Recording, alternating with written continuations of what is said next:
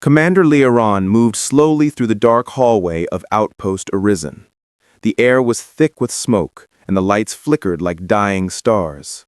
This place was once a peaceful research station, home to humans and aliens working side by side.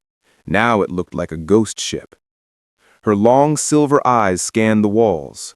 Black scorch marks, broken panels, deep cuts across metal doors, as if someone had attacked with full rage. But the worst thing was the silence. Leoran was a leader of the Solari Alliance, a group that protected Earth for more than 150 years. Her people gave humans medicine, clean energy, and safe colonies across the stars. They always said humans had fire in their hearts, but they believed it meant courage. Today it looked like something else. Her guard shouted, "Commander, you need to see this!" Leoran stepped inside the main hall. Blood covered the white floor, thin lines, thick splashes, handprints dragged across the tiles. But there were no bodies, not a single one, only signs of a violent attack. Leoran's throat tightened. Where are the civilians? The guard pointed to a broken projector. Maybe the security feed will explain. They restarted the system. The screen flickered, then showed the outpost 1 hour earlier. Humans, running, screaming, hiding. Then ships arrived. Human ships. High-speed military craft. But they were not here to rescue. They began firing on the station, without warning. Doors exploded inward. Armored human soldiers stormed in and opened fire on unarmed workers. The video showed fear, chaos, and something worse. Humans acting like monsters. Leoran stared, shocked. This cannot be real. Humans would never do this. Her guard whispered, "Commander, we checked the ship IDs. They belong to Earth's own defense fleet." Leoran refused to believe it. Her people had protected humans for generations. They were friends, not killers. But the video kept playing, and it only grew more brutal. The last clip showed a human soldier looking into the camera. His eyes were cold and empty. He spoke one sentence. "This is not your galaxy anymore." The screen went dark. Leoran felt something she had not felt in decades. Fear. Far away, on the human battleship Resolute, Captain Jace Ward woke up on a medical bed. His head throbbed like someone had hit him with a metal bar. He blinked and tried to remember how he got there. Nothing came. "What happened?" he muttered. His second-in-command, Mira, stood by the bed. Her face was pale. She looked like she had been awake for 3 days. "Captain, something is wrong with the fleet, with all humans." Jace pushed himself up. "What do you mean, wrong?" "You don't remember? We got orders to attack Arison Outpost." "That's an alien civilian station. Why would we attack that?" "We don't know. And you tried to stop the attack, but then you collapsed." Jace felt a chill run down his spine. He walked to the window and saw dozens of human ships moving in formation, like a cold metal swarm. Their lights were red, attack mode. "Who gave the order?" Jace asked. Mira swallowed. "Command says it came from Earth, but something about the signal was strange, like it was from somewhere else." Jace frowned. "Somewhere else?" Mira nodded. "We think the signal was hacked, or maybe someone else sent it." Jace opened the ship's computer. Most files were locked, but one small folder blinked on the screen, marked only with a single letter. S. He tapped it. A file opened showing brain images, strange symbols, and a message written by an unknown scientist. "Humans are compromised. Minds not their own. Stop the signal. Stop the infection." Jay stepped back. "Infection? What does that mean?" Before Mira could answer, an alarm echoed through the ship. "Attention! All human ships prepare for strike formation. New target, Solari Colony, Vega 9. Mira gasped. That colony is full of families. We can't attack them. Jace clenched his fists. Something is controlling the fleet, pushing humans into a war they never wanted. We're being used, he said. Someone is turning humans into weapons. Back on the ruined outpost, Liaron and her team reached the medical bay. A small shape lay under a silver blanket. A survivor. A young alien child, barely breathing. Liaron held their hand gently. Who did this to you? The child trembled, lips shaking. It took effort for them to speak.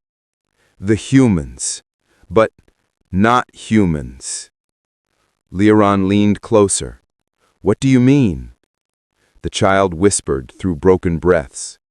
Their bodies were human, but something else was inside. The heartbeat monitor flatlined. Liaron stood up, her face tight with dread. Her guard looked terrified. "Commander," he said softly, "what now?" Liaron stared out the cracked window into the endless stars. If this is true, then this war is not between humans and us, she whispered. It is between us and something that wears the human face. A cold emptiness settled in her chest. And somewhere between the stars, Captain Jace Ward reached the same terrifying conclusion. Whatever was coming, humans were not the enemy. Something inside them was. The hidden enemy. Captain Jace Ward stood on the bridge of the Resolute, staring at the red warning lights flashing across every control panel.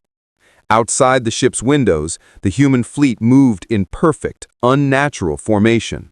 Not one ship drifted, not one pilot made a mistake. It looked too perfect, like the entire fleet shared one mind. Mira checked the scanners again. "Captain, the command signal is active, but the frequency is not normal. It keeps changing, like it is alive." Jace frowned. "Alive? A signal can't be alive." "Maybe not," Mira said softly, "but something behind it can be." A deep voice came from behind them. "Captain, we have a problem." Lieutenant Fanner held a small device shaking in his hands. It displayed brainwave patterns from their crew. They looked messy, chaotic, but normal. Then Fanner pressed a button showing the brainwaves of the human soldiers who attacked Erison Outpost. The pattern was almost perfectly straight. No emotion, no chaos, no humanity. "It's like their minds were wiped clean," Fanner whispered. "Something is controlling them." Jace felt his stomach twist. "We need to cut the fleet off from that signal." Mira shook her head. "We tried. Every time we block it, the signal forces its way back. It's too strong." Jace turned to the screen again. "Then we need to find the source." Far across space, Commander Liaron sat with the Solari High Council in a large, glowing chamber. Every council member spoke at once, shouting over each other, fearful, angry, demanding war. "The humans broke our peace. They killed our children. We must answer with strength." Liaron stood tall. "We cannot rush into war. Something is wrong.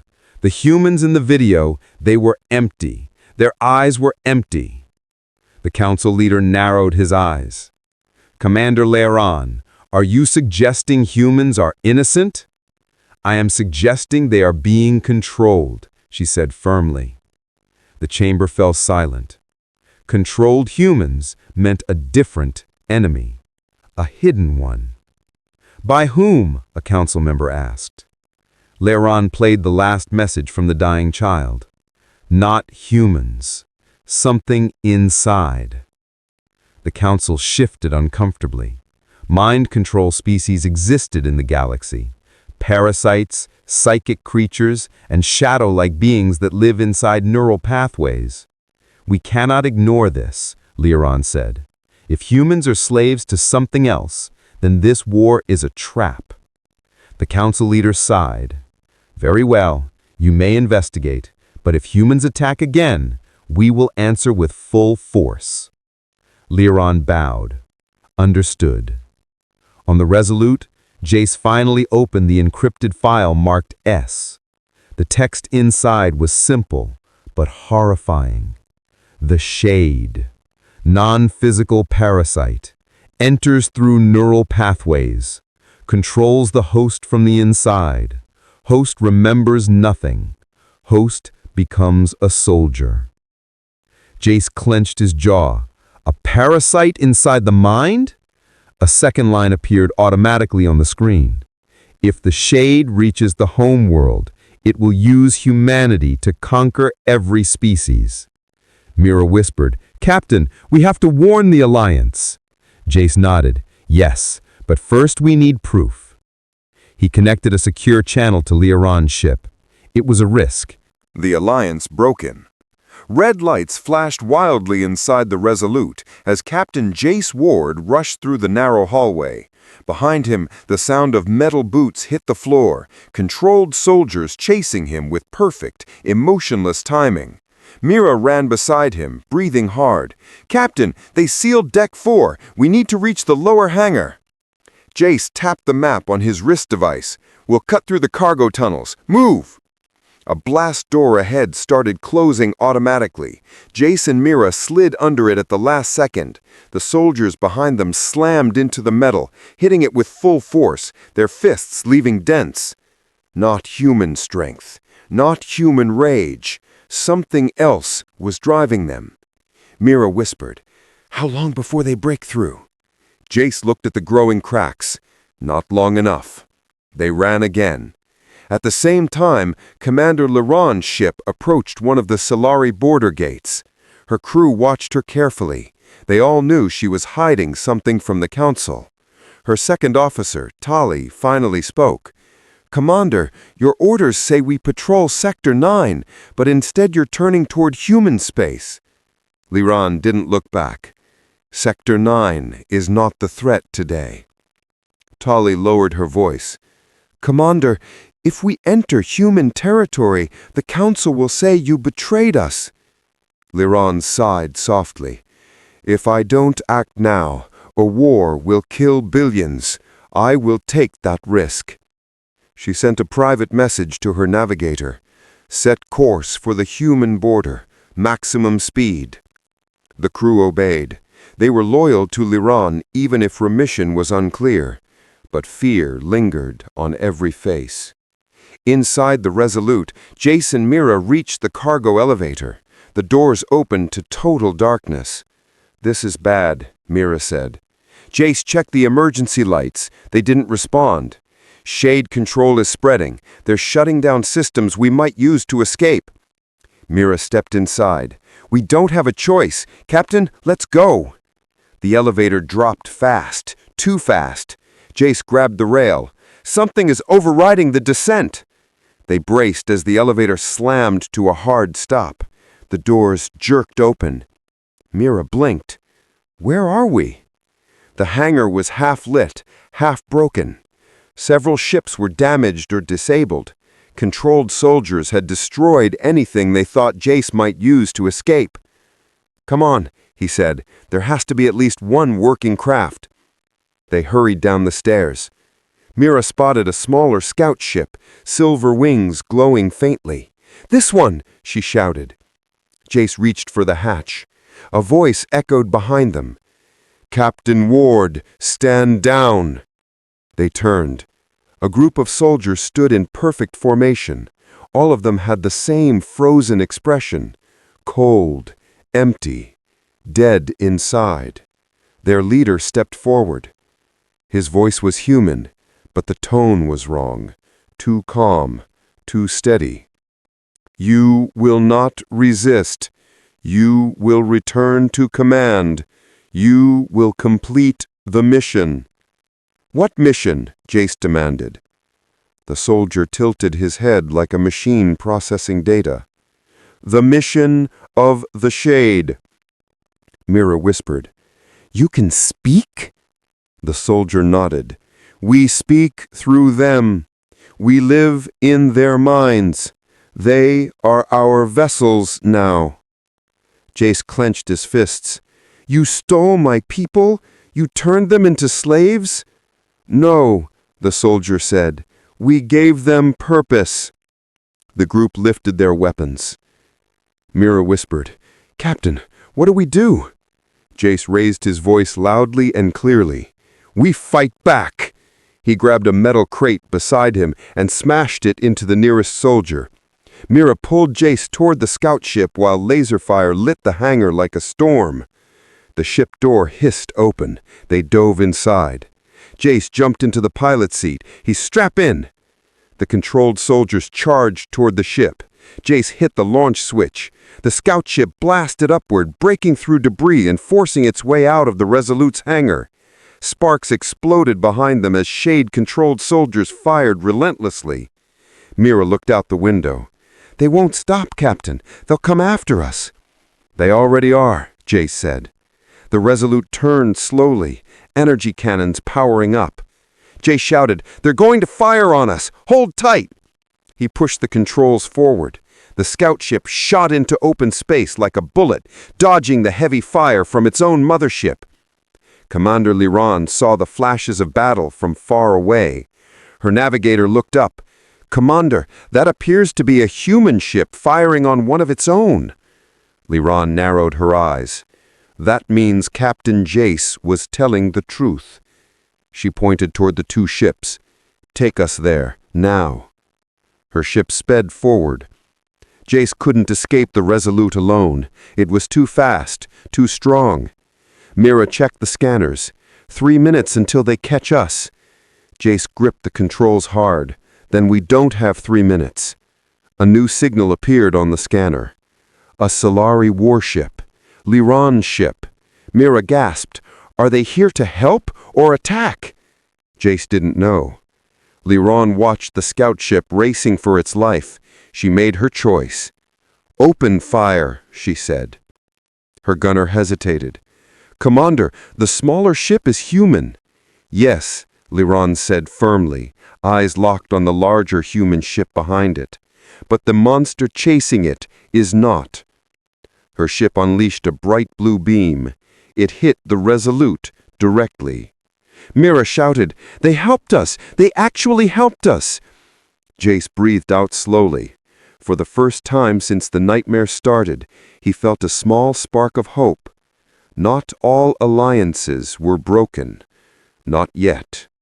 The search for the cure. The scout ship shook hard as Jace tried to stabilize it. Smoke drifted from the left engine and warning lights flashed angrily across the pilot screen. Behind them, the massive human battleship Resolute spun in space, damaged but still alive. Mira stared at the readings. "Captain, the Resolute is powering weapons again. They're not stopping." Jace tightened his grip. "We need help, and fast." A new voice came through the comm. Calm, sharp, but tense. "This is Commander Liran of the Solari Alliance. Human vessel, lower your speed. You are damaged. We will assist." Mira blinked. "She's helping again?" Jace didn't trust easily, but right now he had no options. "Liran, this is Captain Jace Ward. We need to dock. Our ship can't take another hit." Liran's voice returned quickly. "Understood. Bringing you into our bay." The Solari ship opened a glowing blue gate, pulling the small human craft inside like a protective shield. The moment they landed, Solari medics rushed forward, their skin luminous under the hangar lights. Jace stepped out, tense but grateful. Liran met him halfway. "You survived," she said quietly. "Thanks to you," Jace replied. Liran studied him, her silver eyes sharp. "You were right. Something is controlling your fleet." Jace nodded. "We call it the Shade." Liran motioned for her officers to secure the hangar doors. "Then we need to understand this enemy." 5 minutes later, Jace, Mira, and Liran gathered inside the Solari ship's strategy room. A circular table glowed with star maps and data streams. Liran projected the Shade file Jace sent her earlier. Her science officer, Tali, frowned. "A parasite without a physical body? How does it enter the mind?" Jace tapped the screen. "Through a signal, Someone or something is sending a frequency strong enough to rewrite human brainwaves. Mira added, "It wipes out emotion, it takes away choice, it replaces the mind with its own." Tali stepped back in fear. Then every human ship is a weapon controlled by the Shade? Liran looked at the map again. "This parasite, where did it come from?" Jace hesitated. "We think an old human scientist first discovered it." Liran turned to him. "Someone knew about it, and they said nothing?" "He tried," Jace said, "but the Shade killed him before the truth spread. All that's left are his files, and maybe one person who worked with him." Liran leaned forward. "Who?" Jace pulled up a name. Dr. Raylan Sorev, human neurospecialist, missing for 12 years. Mira explained. "He disappeared after reporting a psychic species living near the Dark Nebula. That region is Shade territory." Tali whispered, "If he survived, he might know how to stop them." Liran straightened. "Then we find him." Hours later, the Solari ship entered the dark side of the nebula. The stars here were dim, and strange shadows swirled inside the gas clouds. Mira shivered. "I hate this place." Jace nodded. "This is where Shade signals began. If Dr. Sorev hid anywhere, it's here." Liran's crew searched through faint distress signals and abandoned outposts. Most were destroyed. Some had the same markings as a risen outpost. The cultural future. Rediscovering the quiet places. Something unexpected is happening. As the world becomes louder, digitally, politically, socially, people are drawn to peaceful landscapes again. Forests, rivers, and yes, bogs. Peatlands are becoming places people visit for stillness, for slow walks, for meditation. Restored peatlands are being woven into national parks. Artists paint them more. Naturalists write about them. Children learn about them in school. The more climate anxiety rises, the more people seek out ecosystems that feel timeless. Peatlands offer that feeling better than almost any other landscape. A sense that the Earth still holds steady in some places. The climate future. Peatlands as global stabilizers. Here is where the future becomes serious and hopeful. If restored properly, peatlands could reduce global carbon emissions dramatically.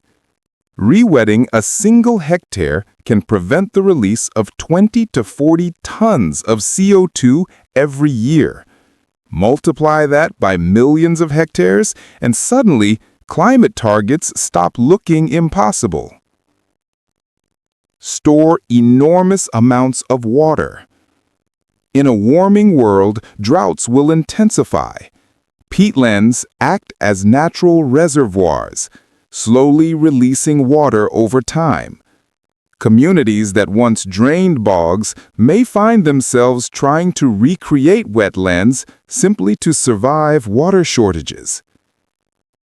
Prevent wildfires. Dried peat burns for months. Wet peat doesn't burn at all. Re-wetting peatlands is one of the simplest ways to reduce catastrophic fires. Preserve ancient history.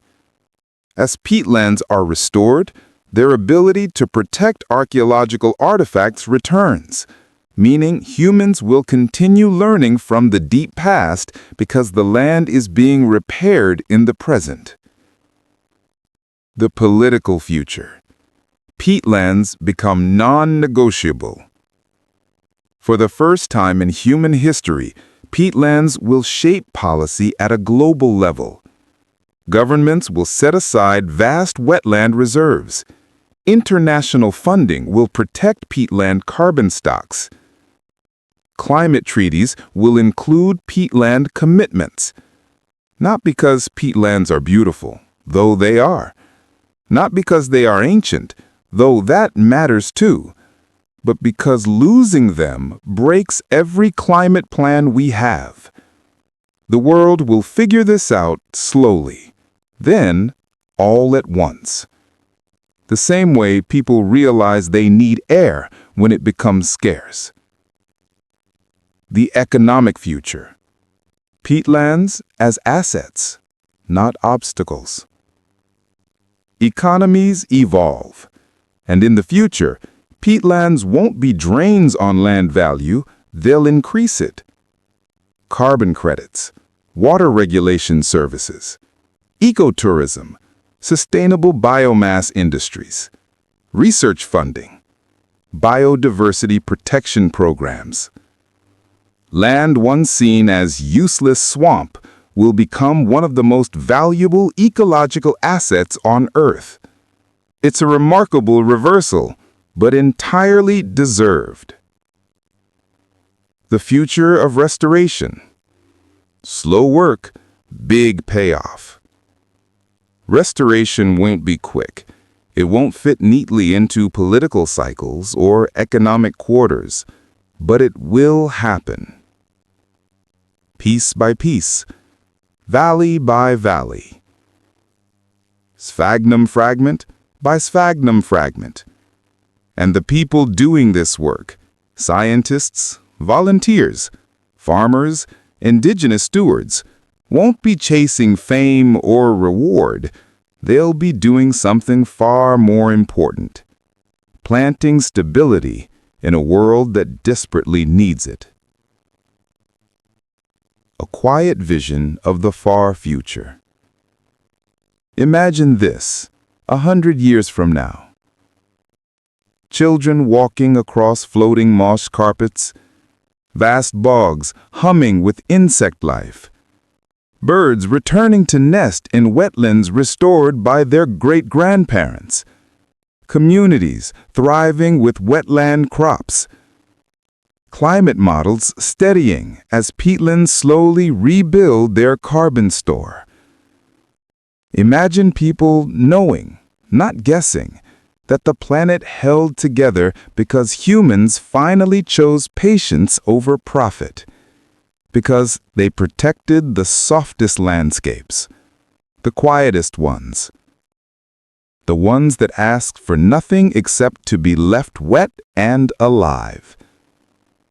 It's a hopeful vision, and it's not fantasy. It's possible. And so we step out of the bog for now. Peatlands don't move quickly. They don't rush or force anything. And maybe that's the lesson. In a world spinning faster than ever, maybe the ecosystems that survive are the ones built on slow growth, slow cycles, slow change. And the people who help save them will learn something from that pace. Your story, this story, has always been about that quiet strength. Ancient landscapes, modern challenges, a future shaped not by grand gestures, but by steady hands. The voice that changed the war. The wave of red energy raced toward the Resolute Dawn like a burning tide. Every alarm on the ship screamed at once. The crew braced against consoles, holding their breath as the glow filled the windows. Julian shouted, "This one will break us! Shields are gone!" Commander Hale didn't blink. "Helm, hard spin to port, angle the hull." Lynn obeyed instantly. The ship rolled just as the blast swept over them. The hull shook like it was being crushed by a giant hand. Metal groaned, lights burst, a wall of sparks rained down. Asha fell against the railing, gripping it with white knuckles. But the ship held. Barely. "Damage report!" Hale shouted. "Critical on decks 3 to 5. Weapons still offline. Engines at 30%. And sir," Lynn said softly, "the destroyer is charging again." Asha's voice broke through the chaos. "Commander, Earth must hear the truth now. If we die, the message must not." Hale turned to her. His face had the calm of a man who had accepted the risk. "Send it." Deep below the bridge, in the communications lab, Asha and Julian rushed in with the young Zoryth close behind. Half the systems were burned out, but one old transmitter still flickered with weak life. Julian typed fast. Signal strength low, but maybe enough for a burst. Asha looked at the Zoryth. "Speak clearly. Speak the truth. This will be the voice that can stop a whole war." The Zoryth nodded and stepped close to the mic, trembling. He began. "Humans of Earth, we did not betray you. The ones who attack your worlds, they are not us. They are the Red Veil. They broke our peace. They used our name to hide their crimes." Asha added her own voice. "Human Command, this is Dr. Asha Mirren. We have proof that the enemy is not the Zoryth we knew. If you attack their homeworld, you will fall into a trap created by the Red Veil. Earth must hold fire. Earth must listen." Julian hit transmit. A thin, weak beam of light shot into the darkness. "Message sent," he whispered, but no idea if anyone heard it. On the bridge, the red destroyer turned toward them again, its crimson core pulsing like a beating heart. "Commander," Lynn said, "it's aiming at our engines. One more hit and we won't escape." Hale stared at the glowing monster in front of them. He could run, or he could stand. And humanity, after 150 years of peace, needed a stand. He straightened. "Bring the ship forward." The bridge went silent. Kareem blinked. "Sir, forward? Toward the destroyer?" "Yes," Hale said. "If they want us, they will have to fight for every meter." The Resolute Dawn began to move, slow but stubborn, engine shaking under the strain. The red destroyer fired. A narrow crimson beam lanced toward them. And something unexpected happened. The rescued Zoryth ran onto the bridge, shouting, "Drop the forward plating! Their weapon reflects at certain angles." Hale didn't know if it would work, but right now he trusted anyone who wanted peace. "Do it!" he barked. Lynn tapped the command. The forward plating shifted. The beam hit, and instead of melting through the ship, it scattered, breaking into smaller streams and passing around the hull like water around a rock. Julian gasped. "It worked!" Asha grabbed the Zoryth's hand. "How did you know that?" "It is ancient tech. We used it long ago, before peace." Hale allowed himself one breath of relief. "One chance," he said. "Bring the engines to max. Ram their weapon core. Even if we die, that destroyer will not reach Earth." The crew stared at him, but one by one they nodded. Humanity had survived because humans did what others would not. They stood when everything said run. Lynn's hands danced over controls. "Engines ready." Kareem whispered, "God help them if Earth got the message." Hale leaned forward. "Charge." The Resolute Dawn roared across space, fire peeling from its damaged engines. The red destroyer charged its main cannon, glowing brighter and brighter like a rising star. The two ships raced toward each other head-on. Asha felt her breath stop. Julian closed his eyes. The Zoryth whispered a prayer in his own language. Hale didn't flinch. Then, just before impact, a massive blue barrier erupted between the two ships like a wall of energy.